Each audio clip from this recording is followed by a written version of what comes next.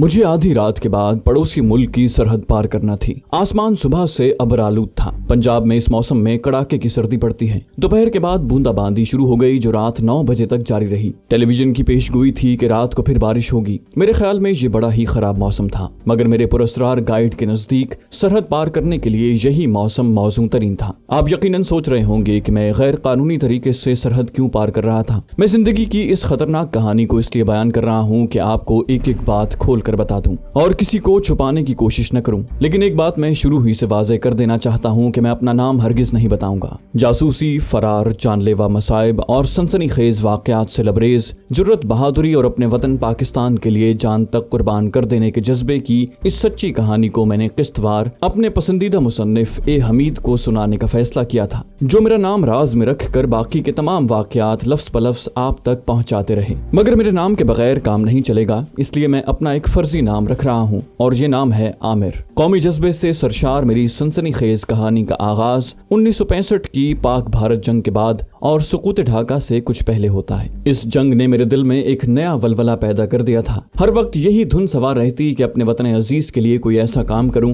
कि दुश्मन को दोबारा हमारी तरफ मैली निगाह से देखने की हिम्मत न हो। मैंने फौज में कमीशन हासिल करने की कोशिश की, मगर बाज नागुजीर वजूह की बिना पर मैं फौज में कमीशन न ले सका। आगे पढ़ाई जारी रखने को जी नहीं चाहता था। कॉलेजों के गैर यकीनी हालात से दिल उकता गया था। मुझे ज़बानें सीखने का शुरू ही से शौक था। फारसी मैंने अपने एक खास उस्ताद से पढ़ी थी, थोड़ी बहुत अरबी भी उनसे सीख ली थी। अंग्रेजी के अलावा मैंने कदीम हिंदुस्तान की तारीख का भी भरपूर मुताला किया। हिंदी जबान भी अपने एक बिहारी दोस्त से सीख ली। गीता और कदीम वेदों के कुछ अशार के तर्जुमे पढ़ डाले। ये मैं महज अपने शौक की खातिर कर रहा था, मगर आगे चलकर इस इल्म ने मुझे बहुत फायदा पहुंचाया, बल्कि कई मकामात पर मेरी जान भी बचाई। मैंने कॉलेज के जमाने में मुजाहिद फोर्स में शामिल होकर बाकायदा तरबियत हासिल की थी। थोड़ी बहुत कमांडो ट्रेनिंग भी हासिल कर ली थी। दूसरी जंग अजीम में मिलिट्री इंटेलिजेंस के हैरत अंगेज कारनामे पढ़ पढ़कर मेरे दिल में उमंग पैदा हो चुकी थी कि मौका मिले तो मैं अपने वतन के लिए कोई कारनामा सर अंजाम दूं। 1971 की जंग से पहले भारत ने अपने गोरीले मशरकी पाकिस्तान भेजकर वहां के हालात को मखदूश बनाना शुरू कर दिया था। मगरबी पाकिस्तान की सरहदों के साथ साथ भी वो अपनी फौजी ताकत में इजाफा कर रहा था। दुश्मन के नापाक अजाइम देख देख कर मेरा दिल कुड़ता रहा, मगर मैं कुछ नहीं कर सकता था। अगरचे हमारी फौज के जांबाज पूरी तरह चौकस थे और दुश्मन के हर हमले का मुंह तोड़ जवाब देने के लिए हर लम्हे तैयार थे, लेकिन मैं भी अपने तौर पर कुछ करना चाहता था। मेरा रुझान फौजी सुराग रसानी की तरफ गया। दूसरी आलमी जंग के मशहूर फौजी जासूसों के कारनामे पढ़ पढ़ कर मैं ताक हो गया था। हर वक्त इसी उधेड़ बुन में रहता कि रजाकार कमांडो की हैसियत से दुश्मन के मोर्चों के अकब में जाकर उसे ज़रबेकारी लगाऊं, मगर ये इतना आसान काम नहीं था। पहली बात तो ये थी कि मुझे एक गैर फौजी होने की हैसियत से मालूम नहीं था कि दुश्मन ने अपनी सरहदों के अकब में किस किस मकाम पर फोर्स जमा कर रखी है। दूसरी मुश्किल भारत की सरहद को पार करने की थी। मेरे वालिद साहब अपनी जवानी के जमाने में पूरे हिंदुस्तान की सयाहत कर चुके थे। उन्होंने पिशावर से लेकर राजकुमारी तक और उड़ीसा कटक से लेकर बंबई तक कई बार सफर किया था। वो मुझे अपने सफर की तमाम दिलचस्प कहानियां सुनाया करते थे और उनके इन सफरनामों से मुझे भारत के बारे में काफी मालूमात हासिल हो गई थी। क़याम पाकिस्तान के बाद भी मैं 2-4 मरतबा अमृतसर, दिल्ली, बंबई और कलकत्ता की सैर कर चुका था। मेरे वालिद साहब अमृतसर के रहने वाले थे और क़याम पाकिस्तान के बाद हिजरत करके लाहौर आ गए थे। अमृतसर, पठानकोट, चंबा और होशियारपुर के बारे में उन्होंने मुझे बहुत कुछ बताया था। वो मुझे अपने सफर की दिलचस्प कहानियां सुनाते और मैं इन मालूमात को अपने लाशऊर में जमा करता जाता। 1971 के इब्तिदाई अय्याम में जब दुश्मन ने मशरकी पाकिस्तान में अपने तखरीबकारों के जरिए इंतशार की मुहिम शुरू की और मगरबी पाकिस्तान की सरहदों पर भी अपनी फौजी ताकत में इजाफा किया, तो मैंने दिल ही दिल में किसी मुहिम पर निकलने के बारे में संजीदगी से गौर करना शुरू कर दिया। मुजाहिद फोर्स में रहने की वजह से मेरी फौजी मालूमात में काफी इजाफा हुआ था और एक कैप्टन साहब से दोस्ती भी हो गई थी। मैंने बातों ही बातों में उनसे कुरेद कुरेद कर ये मालूम किया कि दुश्मन ने पाकिस्तानी सरहद से दूर पठानकोट की छावनी के करीब पहाड़ों में एक ऐसी तोप नस्ब कर रखी है कि जंग की सूरत में उसकी इंतहाई तेज रफ्तार और 5-5 मन बारूद के हामिल गोले लाहौर शहर में आकर फटेंगे जो बेपनाह तबाही फैला सकते हैं। मैं पहले ही कौमी जज्बे से सरशार था। दुश्मन के इन अजाइम की खबर हुई तो मेरा खून खौल उठा। मैंने उसी लम्हे फैसला कर लिया कि इस तोप को तबाह करके ही दम लूंगा। उस वक्त ये फैसला बड़ा बचगाना लगता था। भला एक गैर फौजी जवान दुश्मन की सरहद पार करके दुश्मन की छावनी में पहुंचकर एक ऐसी जदीद तरीन और भारी भरकम तोप को कैसे तबाह कर सकता है, जिसकी हिफाजत के लिए न जाने कैसे कैसे जानलेवा इंतजामात किए गए होंगे। इसके बावजूद मैं फैसला कर चुका था। मेरा ये फैसला मेरी एक तवील और खतरनाक तरीन मुहिम का आगाज था, जिसमें कदम कदम पर मुझे मौत का सामना करना पड़ा। मैं अपने जराए से जिस कदर भी मालूमात हासिल कर सकता था हासिल कर ली। अमृतसर से पठानकोट तक मैं दोबारा सफर कर चुका था। फिर भी मैंने इस सफर की तमाम याददाश्तों को अपने जहन में एक बार फिर ताजा किया। सबसे बड़ा मसला पाक भारत सरहद उबूर करने और माली जरूरियात को पूरा करने का था। मैं इस मसले को हल करने की धुन में लग गया। इसी सिलसिले में मेरी मुलाकात स्मगलरों के एक गिरोह से हो गई। अब तक तो इस गिरोह के आधे आदमी मर चुके हैं और बाकी जेल में सजा भुगत रहे हैं, लेकिन मैं उनका शुक्रगुजार हूँ। अगर ये लोग मेरी मदद न करते तो मैं अपने अज़ाइम में कभी कामयाब न होता। अगरचे मेरी मदद करने में सरासर उनके मफादात मुलव्विस थे, ताहम मैं उनके ताउन से सरहद पार कर गया और मेरी कुछ माली इमदाद भी हो गई। मैं स्मगलरों के इस गिरोह के बारे में कुछ नहीं बताऊंगा, क्योंकि अब इसकी जरूरत भी नहीं रही। स्मगलरों का ये खतरनाक गिरोह सरहद पार स्मगलिंग में बेहद सरगर्म था और उनका मशरकी पंजाब के सिखों से बाकायदा राब्ता था। इसी गिरोह का एक खास आदमी जो मुसलमान था, अमृतसर में मुकीम था, जो स्मगलिंग के नापाक कारोबार की सरहद पार निगरानी करता था। उसका नाम आज तक मुझे मालूम नहीं हो सका। उसे गिरोह के लोग करोंडिया के नाम से याद करते थे। करोंडिया पंजाब में एक सांप होता है जो बंजर जमीनों में पाया जाता है और इस कदर जहरीला होता है कि आदमी को डसते ही वो परे हट जाता है ताकि आदमी उसके ऊपर न गिर पड़े। इसकी वजह यह है कि उसके डसते ही आदमी मर जाता है। ग्वाल मंडी के एक बदमाश से मेरी वाकफियत थी। यह आदमी उस गिरोह को जानता था। उसकी वसातत से मेरी स्मगलरों के गिरोह के लीडर से मुलाकात हो गई। मैंने उसे यही बताया कि मेरे अखराजात पूरे नहीं होते और मैं स्मगलिंग के जरिए दौलत कमाना चाहता हूँ। उन लोगों ने खुफिया तौर पर मेरी खूब छान फटक की और आखिर मुझे अपने गिरोह में शामिल कर लिया, लेकिन साथ ही धमकी दी कि अगर मैंने उन्हें धोखा दिया तो मुझे दुनिया के आखिरी हिस्से तक ढूंढ कर भी हलाक कर दिया जाएगा। मेरा मकसद तो सिर्फ सरहद पार करना था। स्मगलिंग से मुझे कोई सरोकार नहीं था। फिर भी मुझे अपने मिशन के लिए भारतीय करेंसी की जरूरत थी। लीडर ने पहले फेरे के लिए हेरोइन का एक प्लास्टिक में लिपटा हुआ लिफाफा मेरी कमर के गिर्द बांध दिया और कहा, ये लिफाफा तुम्हें अमृतसर में करोंडिया को पहुंचाना होगा, उसके बाद तुम्हारा काम खत्म हो जाएगा। वापसी पर उसके आदमी तुम्हें पाकिस्तान की सरहद पार करवा देंगे। यहाँ आने के बाद तुम्हें इस फेरे की उजरत 10,000 रुपए अदा कर दी जाएगी। मैंने लीडर से पूछा, क्या मुझे हिंदुस्तान में कुछ रुपए अदा नहीं किए जा सकते, क्योंकि वहाँ मैं अपनी पसंद की कुछ चीजें लाना चाहता हूँ। वो बोला, तुम्हें इसकी इजाजत नहीं दी जा सकती। तुम हमारा फेरा लगाने जाओगे, मेला देखने नहीं। अमृतसर के बाजारों में घूमने फिरने की भी कोशिश न करना। मैं खामोश हो गया, लेकिन दिल में एक मंसूबा मैंने उसी वक्त तैयार कर लिया था। मुझे आधी रात को एक खास मकाम पर पहुंचने की हिदायत की गई थी। हेरोइन की थैली मेरी कमर से बंधी हुई थी। मैं रक्शे में अपने घर से वाहगा की तरफ रवाना हो गया। मैंने घर में किसी को कुछ नहीं बताया था। आसमान सुबह ही से बादलों में घिरा हुआ था। कड़ाके की सर्दी पड़ रही थी। दोपहर की हल्की हल्की बूंदाबांदी रात 12 बजे तक जारी रही। उसकी वजह से सर्दी में खासा इजाफा हो गया था। शालामार टाउन से 2 फरलांग दूर बाएं जानिब मैं रक्शे से उतर गया और अंधेरे खेतों में से गुजरता हुआ एक वीरान से क्वार्टर में आ गया। यहाँ 2 आदमी अंगीठी जलाए आग ताप रहे थे। चारपाई पर लिहाफ पड़ा था। मेरा उन दोनों से तारुफ हो चुका था। उन्होंने केतली से चाय प्याली में डालकर मुझे दी। ये बड़े खुर्रांट किस्म के स्मगलर थे और मेरी तरफ देखकर मुस्कुरा रहे थे। बाऊ, ये कोट पतलून तब्दील कर लो। मैं चौंक पड़ा, क्या मतलब है तुम्हारा? एक स्मगलर हंसकर बोला, नए नए भर्ती हुए हो, 2-4 फेरे लगाओगे तो सब कुछ मालूम हो जाएगा। पिछली कोठरी में जाओ, वहाँ धोती, खद्दर की कमीज और कंबल रखा हुआ है, वो जाकर पहन लो। मैं चुपके से उठकर पिछली कोठरी में आ गया, जहाँ ताक में एक मोमबत्ती रोशन थी। दीवार के साथ चारपाई बिछी हुई थी, जिस पर नस्वारी रंग का एक कंबल,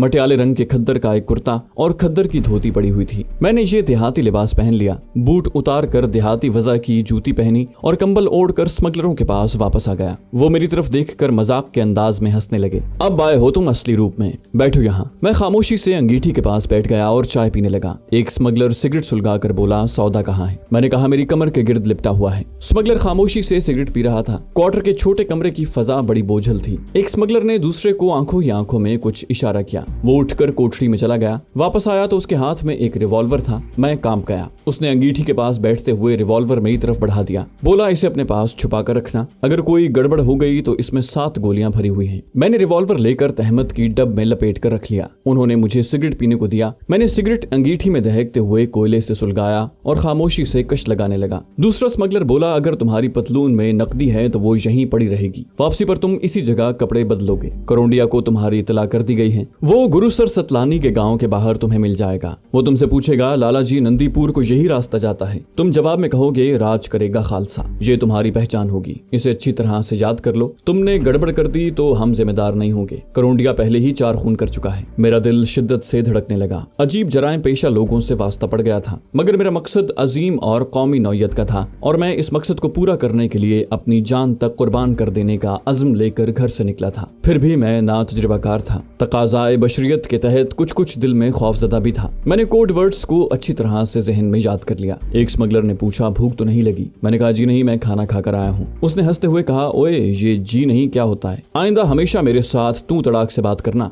दूसरा स्मगलर सिगरेट को अपनी जूती के नीचे दबाते हुए बोला बाऊ है, अभी नया है, सब कुछ सीख जाएगा। बंद कमरे में धीमा सा बल्ब रोशन था जिसमें स्मगलरों की आंखें चमक रही थी। एक स्मगलर ने अपनी गर्म कमीज का कफ पीछे हटाकर वक्त देखा, फिर आंखों ही आंखों में अपने साथी को इशारा किया जिसने मुझे कोहनी से टहूका मारा और कहा खड़े हो जाओ। मैं उठ खड़ा हुआ। उसने मेरा कंबल और कमीज ऊपर उठाकर मेरी कमर के गिर्द बंधी हुई हेरोइन का लिफाफा चेक किया। माल मौजूद है उस्ताद, वो बोला। तो फिर स्टार्ट करो गाड़ी। बाहर बर्फीली रात खामोश थी। दूर सड़क पर खंभों के बल्ब सर्द कोहर में धुंधले से नजर आ रहे थे। मेरा साथी मुझे लेकर खेतों में से गुजरता हुआ एक कच्चे कोठे के बाहर जाकर खड़ा हुआ और आहिस्ता से सीटी बजाई। अंदर से कंबल में मुंह सर लपेटे एक आदमी निकला। मेरा साथी आहिस्ता से बोला ताजा अखबार आ गया है आज का। वो आदमी बोला हमारी खबर छपी है उस्ताद। मेरा साथी बोला खबर साथ लाया हूँ, और फिर जिधर से आया था खामोशी से उसी तरफ वापस चल दिया। नए स्मगलर ने मेरा हाथ पकड़ा और बोला मेरे साथ आओ खामोशी से। वो रात के अंधेरे में मुझे कोठे के पीछे ले गया जहाँ दरख्तों के नीचे एक बंद जीप खड़ी थी। वो ड्राइविंग सीट पर बैठ गया और मैं उसके साथ बैठ गया। जीप स्टार्ट हुई और अंधेरे में हेडलैम्प्स रोशन किए बगैर कच्चे रास्ते पर एक तरफ दौड़ने लगी। मेरा साथी खामोश था। एक जगह से मोड़ काट कर जीप तंग रास्ते पर मुड़ गई जिसकी दोनों जानिब कद्दे आदम झाड़ियां अंधेरे में खामोश खड़ी थी। कई चक्कर काटती हुई जीप उस तंग रास्ते पर देर तक चलती रही, फिर एक जगह टीले की ओट में रुक गई। मेरे साथी ने कहा मेरे साथ आओ और मुझसे 2 कदम आगे आगे चलने लगा। जहाँ खेत खत्म हो गए थे, वीरान और बंजर जमीन थी। जगह जगह खाइयां और घाटियां थी। आसमान पर बादल झुका हुआ था। बारिश की वजह से जमीन गीली थी। तहमद में मेरी टांगें ठिठुर रही थी। एक जगह एक नाला आ गया जिसके किनारों पर नरसल लहरा रहे थे। नाले में उतरने के बाद मेरे साथी ने कहा खांसी छींक बंद, बीड़ी सिगरेट बंद, बोलचाल बंद, आगे इंडिया का बॉर्डर है। हम नाले से गुजर गए। आगे ढलान थी। एक गहरा मौत जैसा सन्नाटा चारों तरफ छाया हुआ था। अचानक एक तरफ रोशनी हुई। मेरे साथी ने मुझे पीछे नाले की तरफ खींच लिया। हम झाड़ियों के पीछे बैठ गए। मेरा दिल जोर जोर से धड़क रहा था। रोशनी बाएं जानिब से आ रही थी। करीब आई तो मालूम हुआ कि वो एक जीप है। जीप तेजी से गुजर गई। मेरा साथी बड़बड़ाया हमारी बॉर्डर पुलिस। खामोश, बोलना नहीं, चलो। जीप की अकबी सुर्ख बत्ती अब अंधेरे में बुझी बुझी सी नजर आ रही थी। उसने मेरा हाथ थाम लिया। वो झुक गया, मैं भी झुक गया। वो बोला भागो। हम दोनों जितनी तेजी से दौड़ सकते थे झुके झुके दौड़ते गए। दूर से राइफल का फायर सुनाई दिया। हमने एक खाली मैदान उबूर किया तो मेरा साथी मुझे खींचता हुआ एक दरख्त के नीचे ले गया और हम वहाँ जमीन पर बैठ गए। उसने सरगोशी में कहा हम इस वक्त इंडिया की जमीन पर हैं। वो अंधेरे में चारों तरफ देखता रहा, फिर मेरी कलाई पकड़ कर उठा और तेज तेज कदमों से एक तरफ चलने लगा। हम एक नहर के किनारे पहुंच गए। नहर पार करके मुझे पहली बार दूर अंधेरे में 2-4 बत्तियां झिलमिलाती नजर आईं। मेरा साथी रुक गया। बोला वो सामने गुरुसर सतलानी गांव की रोशनियां हैं। उस गांव के बाहर तुम्हें तुम्हारा साथी मिलेगा। अब मेरी ड्यूटी खत्म, आगे तुम्हारा काम शुरू होता है। ये कहकर वो इतनी तेजी से अंधेरे में गायब हो गया कि मैं देखता ही रह गया। मुझे पहली बार खतरनाक तन्हाई और शदीद सर्दी का एहसास हुआ। मैंने कंबल को अपने जिस्म और मुंह सर के गिर्द अच्छी तरह से लपेटा और खुदा का नाम लेकर गांव की तरफ चलने लगा। भरा हुआ रिवॉल्वर मेरी डब में था। हेरोइन की थैली मेरी कमर के गिर्द बंधी हुई थी। यकयक मुझे बातों की आवाज सुनाई दी। 2 आदमी पंजाबी में बात कर रहे थे। मैं खेत की दूसरी तरफ होकर आगे बढ़ा तो बाएं जानिब 2 साए नजर आए। वो आपस में खेतों में पानी लगाने के बारे में बातें कर रहे थे। जबान से अंदाजा हो रहा था कि वो सिख हैं। मैं दरख्तों के पीछे से होकर रात के अंधेरे में आगे निकल गया। अगर आप लाहौर से बजरिया ट्रेन इंडिया गए हो तो आपको याद होगा कि वाहगा से आगे भारत का इलाका शुरू हो जाता है। फिर अट्टारी का रेलवे स्टेशन आता है जो किसी जमाने में बड़े बड़े सिख जागीरदारों का गढ़ था और उसी बस्ती को महाराजा रंजीत सिंह के एक सिख जर्नैल शाम सिंह अट्टारी ने आबाद किया था। क़याम पाकिस्तान के बाद बॉर्डर पर वाक़ होने की वजह से अट्टारी की हवेलियां वीरान हो गईं। सिख अपनी जमीनें फरोख्त करके बड़े बड़े शहरों की तरफ चले गए। अट्टारी से आगे गुरुसर सतलानी का छोटा सा गाँव आता है। क़याम पाकिस्तान से पहले भी यहाँ रेल बहुत कम ठहरा करती थी। इस गाँव के आगे रेलवे स्टेशन आता है, फिर छेहरटा और उसके बाद अमृतसर का शहर आ जाता है। गुरुसर सतलानी एक छोटा सा सिखों का गाँव है जहाँ काश्तकार ही रहते हैं। गाँव के बाहर बिजली के खंबे पर एक बल्ब रोशन था जिसकी रोशनी सर्द रात के कोहर में कपकपाती महसूस हो रही थी। मैं तरकारियों के खेत में से गुजर रहा था। अब मैं यूं जाहिर कर रहा था जैसे मैं भी किसान हूँ और रात को अपने खेतों में पानी लगाने आया हूँ। गांव के कच्चे मकान अंधेरे और सर्दी में डूबे हुए थे। गांव के कोने के करीब ईंटों का एक वीरान भट्टा था। मैं वहां पहुंचा तो अचानक एक कंबल पोश साया निकलकर मेरे सामने आ गया। लाला जी, नंदीपुर को यही रास्ता जाता है। मैं समझ गया कि यही करोंडिया नाम का स्मगलर है जो मेरी पेशवाई के लिए आया है। मैंने जवाब में कहा, राज करेगा खालसा। वो आहिस्ता से मेरे करीब आ गया। चेहरा करवाओ। मैंने कंबल मुंह से खिसका दिया। उसने कहा, मेरे साथ आ जाओ। गांव के मकान नींद में डूबे हुए लगते थे। कच्चे रास्ते में बारिश की वजह से कीचड़ हो गई थी। हम गांव से निकलकर एक सड़क पर दरख्त के नीचे खड़े हो गए। मेरे नए स्मगलर साथी करोंडिया ने कहा, यहाँ मेरा नाम परशुत्तम दास है, मुझे सब परशुत्तू कहते हैं। तुम्हारा नाम क्या है? मैंने जवाब दिया, आमिर। रात के 2:45 बज रहे हैं। अट्टारी से एक बस 6 हर्टा के कारखानों के लिए मजदूरों को लेकर आने वाली है। हम उसमें बैठकर 6 हर्टा जाएंगे। तुम कोई बात न करना। इनकी पंजाबी लाहौर वाली पंजाबी से बहुत मुख्तलिफ है। थोड़ी देर में एक बस की रोशनियां सड़क पर झलकने लगी। करोंडिया सड़क के बीच में खड़े होकर जोर जोर से हाथ हिलाने लगा। बस हमारे करीब आकर रुक गई। सिख ड्राइवर ने बुलंद आवाज में कहा, ओए कित्थों आ गए? हम जल्दी से बस में सवार हो गए। अंदर नीम खाबीदा सिख और हिंदू मजदूर बैठे ऊँग रहे थे।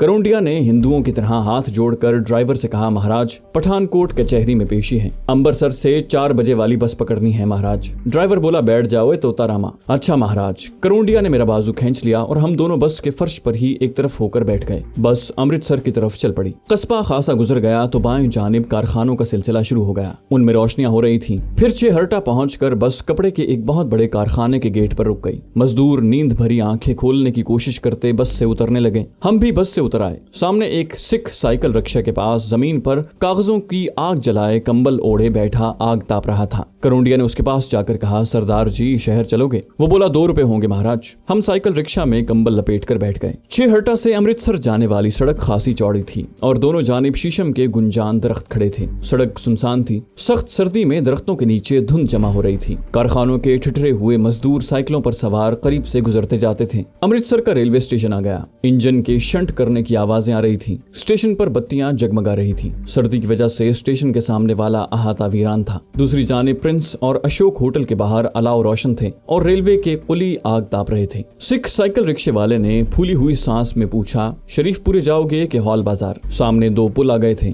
बाएं जानिब सीढ़ियों वाला पुल था जो हाल बाजार के गेट की तरफ जाता था और दूसरा कंपनी बाग के पहलू से होकर क़याम पाकिस्तान के जमाने में मुसलमानों के मशहूर गढ़ शरीफपुरे की तरफ जाता था। करोंडिया बोला, यहीं रोक दो महाराज, हॉल गेट जाएंगे। हम सीढ़ियों वाला पुल उबूर करके रेलवे लाइन की दूसरी जानिब हॉल गेट के पास पहुंच गए। शहर की सड़कें सुनसान पड़ी थी। करोंडिया ने कहा, अगर कोई पुलिस वाला आ गया तो गूंगे बन जाना, बाकी मैं संभाल लूंगा। माल कमर के साथ है ना? मैंने आहिस्ता से कहा, हाँ। वो बोला, चलते रहो। वैसे यहाँ के पुलिस वाले भी मेरे वाकिफ हैं। अपने लालच के लिए उन्हें खिलाता पिलाता रहता हूँ। मेरा यहाँ एक छोटा सा होटल है। हम हॉल दरवाजे में से गुजरे। दोनों तरफ की दुकानें बंद थी। कुछ सिख हाथों में टोकरियां लिए जाते दिखाई दिए तो करोंडिया ने कहा, ये लोग मेवा मंडी जा रहे हैं। चौक बिजली घर आ गया। मैं यहाँ पहले भी आ चुका था। मैंने करोंडिया के परशुत्तम होटल को भी देखा, मगर मुझे कभी ख्याल न आया था कि ये किसी मुसलमान स्मगलर का होटल है जो परशुत्तम दास के नाम से यहाँ आबाद है और एक रोज मैं भी स्मगलर बनकर यहाँ आ जाऊंगा। चौक में एक सिख सिपाही हाथ में लाठी थामे खड़ा था। उसने करोंडिया को कहा, परशुत्तू इस वक्त कहाँ से आ रहे हो? करोंडिया ने झट जवाब दिया, महाराज इस गूंगे भांजे तोता राम को गांव से लाने गया था। सवेरे कचहरी में इसकी पेशी है। अच्छा जी, राम राम। सिख सिपाही बोला, चाय बनाओगे तो एक प्याली मेरे लिए भी बनाना, गेट तक गश्त लगा कर आ रहा हूँ। करोंडिया ने कहा, सत बच्चन महाराज, जरूर जी। साथ ही उसने मेरी गर्दन पर हाथ मारा और कहा, चल ओए तोता राम, न जाने तेरे लिए अभी कितने कष्ट भोगने हैं। हाथ कुछ ज्यादा ही जोर से पड़ गया था। मेरी गर्दन दुखने लगी मगर मैं चुप ही रहा। सामने ही परशुत्तम होटल था जो पहले 3 मंजिला मकान था जिसे बाद में होटल बना दिया गया। 2 नौकर अंगीठियों में आग जला रहे थे। करोंडिया को देखकर उन्होंने हाथ जोड़कर राम राम कहा और फिर अपने काम में लग गए। करोंडिया ने उन्हें चाय बनाने के लिए कह दिया। बोला, निहाला सिपाही भी आ रहा है, उसे चाय दे देना और हाँ, रात की कचौरियां भी गर्म करके दे देना उस यमराज को। एक हिंदू नौकर ने कहा, लाला जी हरदयाला रतन जौ का दूना दे गया है। करोंडिया बोला, कृष्ण महाराज की मूर्ति पर लटका दो, स्नान करके लटकाना। होटल के पहलू से एक तंग जीना ऊपर वाली मंजिल पर जाता था। यहाँ 2 कमरे थे, एक बाजार की तरफ और दूसरा उसके पीछे था। ये दूसरा कमरा छोटा था और उसमें आधे फर्श को एक पलंग ने ढांप रखा था। यहाँ दाखिल होते ही करोंडिया ने दरवाजा बंद कर दिया और बत्ती जलाकर बोला, माल निकालो। मैंने कमर के गिर्द बंधा हुआ रुमाल खोल दिया और प्लास्टिक की थैली उसे दे दी। वो थैली खोलने लगा तो मैं पलंग पर गिर गया। नींद और थकान से बुरा हाल था। करोंडिया ने छोटी उंगली के साथ थोड़ी सी हिरवन लगाकर चखी और थूक कर बोला, माल खरा है, अब तुम सो जाओ, परसों रात तुम्हारी वापसी होगी। मैंने अपना रिवॉल्वर भी करोंडिया के हवाले कर दिया और लिहाफ में घुसकर सो गया।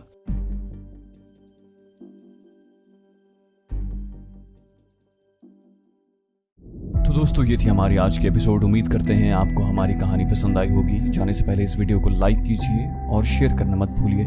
कमेंट करके हमें बताइए कि आपको हमारी वीडियो कैसी लगी। और अगर अभी तक आपने इस चैनल को सब्सक्राइब नहीं किया तो इसे सब्सक्राइब कीजिए और बेल आइकन दबाकर ऑल नोटिफिकेशंस ऑन कर लीजिए।